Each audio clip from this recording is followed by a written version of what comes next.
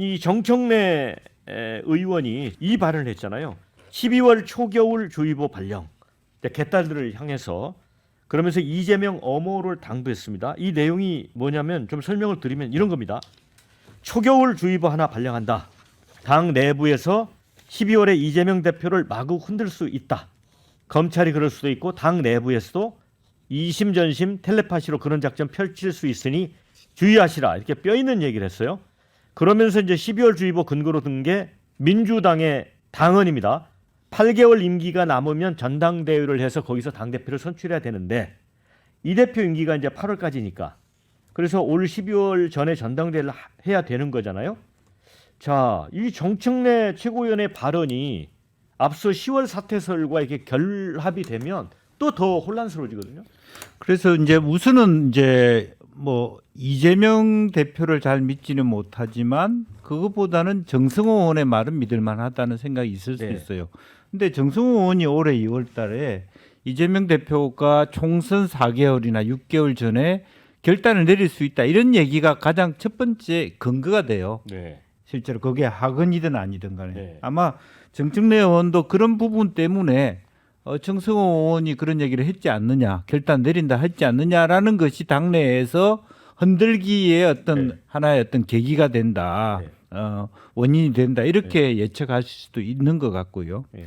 또 실제적으로 그렇게 보면 저는 말하자면 4개월 전 12월 달에 내려가시기에는 너무 빠듯해요. 여러 가지. 예. 총선 준비는 2월 달에 예. 끝낸다고 보면 예. 그러면 10월부터 그 논의가 입론되기 시작한다라고 해서 10월부터 12월이 굉장히 흔들릴 것이라고 보고 또 그런데다가 이전에 우리가 말씀드린 것처럼 어쨌든 검찰들이 이제는 모든 걸 다 모아서 하나로 거의 이제 그 사법 리스크를 백현동 거, 대북 송금 건 여러 가지 공직선거법 부분까지 해서 올해 안에 결단이 아마 12월까지는 나야 될 겁니다. 그렇기 때문에 그게 굉장히 폭발력이 있는 어떤 여러 가지 지뢰들이 있다라고 보여지는 거고 그런 데 대해서 정청래 의원이 환기시킨 것이다. 그렇게 봅니다.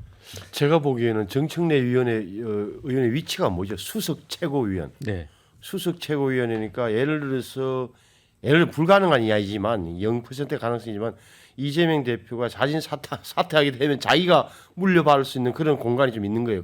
네. 그렇게 그거 하나. 두 번째는 이게 그냥 상식적으로 보더라도 검찰이 가만히 있지 않을 것 같잖아요. 현재 분위기가. 예. 그렇게 되면 지금까지는 좀 그래도 이재명 대표 체제로 가도 괜찮겠다고 느꼈던 당원들이나 의원들이 야 정말 위험해지면 야 이거 우리가 좀 빨리 바꿔야 되는데 체제를 바꿔야 되는데라고 수도권에서 먼저 이야기 나올 거라고. 그 지점이 제가 보기에는 눈치 빠른 정책내는 12월 달쯤 되면 바깥의 검찰 안에서 이런 이야기가 돌출될 거다. 그러니 이재명 대표를 지켜온 개딸 여러분 총 걸기하여 지켜주십시오라고 지금 에드벌룬을 띄우는 거예요. 우리 김효은 부대변인. 그러니까 저는 사실 뭐 정청래 의원을 개인적으로 잘 몰라서 이분의 정말 진심이 뭔지 항상 잘 모르겠는데 항상 정청래 의원은 두 가지 면을 동시에 보여주는 것 같아요. 그러니까 이재명 대표를 되게 앞서서 예. 방어 호위하면서 또 뒤편으로는 내가 수석 최고위원이란 말이야. 한마디로 내가 그 그렇지, 다음이야.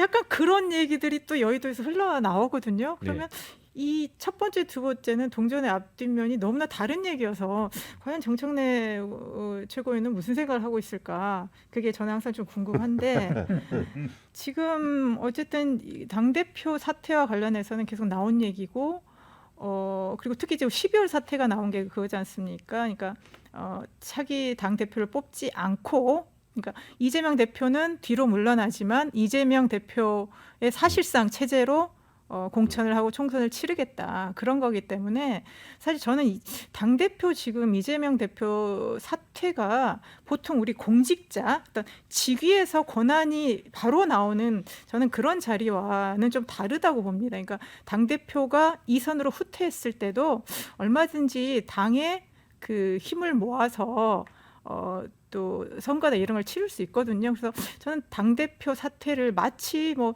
이재명 대표와 민주당의 무슨 명운을 가르는 지금 너무 그 중한 사안으로 꼭 우리가 가져갈 필요가 있냐 하는 저는 약간 좀 다른 생각도 좀 갖고 있습니다. 그래서 대표 사퇴 문제를 그러니까 마지노선처럼 해버리니까 굉장히 이게 상대 진영에 의해서 많이 그 공격당하는 저는 그런 빌미도 되는 것 같아서 그러니까 민주당의 달라진 모습이나 앞으로의 어떤 유연성 이런 측면에서 좀 열어놓고 생각해도 좋지 않을까 그런 생각입니다. 네, 신우기 대표. 저는 이제 이재명 대표가 본인만 사퇴하게 되면 아마 뭐 정청래 의원이 뭐 승계를 하든 아니면 아까 뭐 당원에 따라서 중앙위에서 당대표를 선출하든 뭐 여러 가지 이제 길이 나뉘는 건데 절대 비대위는 못 가겠죠. 왜냐하면 지도부가 총사퇴를 해야 되는데 정청래 최고위원 같은 분은 사퇴할 생각이 전혀 없을 거 아닙니까? 그래서 사실은 이재명 대표만 그럼 물러난다만 지금 남은 것인데 저는 또 반대로 생각해보면 이재명 대표 입장에서도 본인이 똑같은 이유로 물러날 이유가 없는 거예요. 자기가 물러나봤자 이제 정청래 의원이 그럼 그 역할을 대행하는 것밖에 안 되는 건데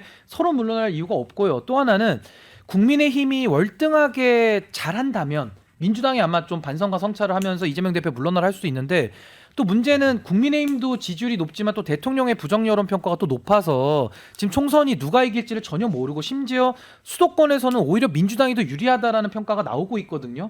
그러니까 사실 민주당은 겉으로는 엄살 많이 부리고 있지만은 속으로는 또 이대로만 시간만 흘러가고 구도만 변화가 없다 그러면 자기들이 어떻게든 이길 수 있다라고 생각을 또 할 수 있습니다. 그래서 저는 지금 총선을 앞두고 다양한 셈법들이 있겠지만은 어쨌든 현재 상황이 전 계속 유지될 가능성이 매우 높다. 그러니까 김기현 대표 체제도 이재명 대표 때문에 유지될 가능성이 높고요. 또 이재명 대표 체제도 김기현 대표 체제 때문에 전 유지될 가능성이 높아서 이것을 이제 적대적 공생관계라고 이제 정치에서 부르지 않습니까? 저 계속 유지될 걸로 봅니다. 아니 신인규 대표가 중요한 얘기를 했는데 상호 연결돼 있잖아요. 그러니까 민주당의 국회의원들이나 당협위원장 입장에서 이 대표 체제로 이재명 대표 체제로는 선거 치르면 지겠다고 싶으면 끌어내리는 거예요. 쉽게 하면 그건 뭐 정치의 법칙인데 지금 보기에는 중요한 여론조사 지난번에 갤럽 여론조사 했잖아요. 예. 말씀하신 대로 29%로.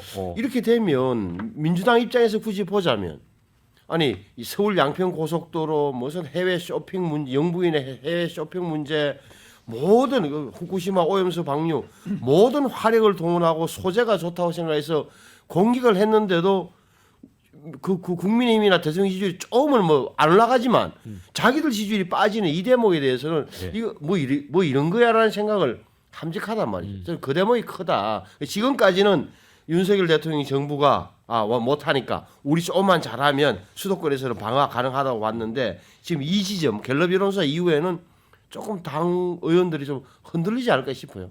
네. 생각이 좀 달라지는 거죠.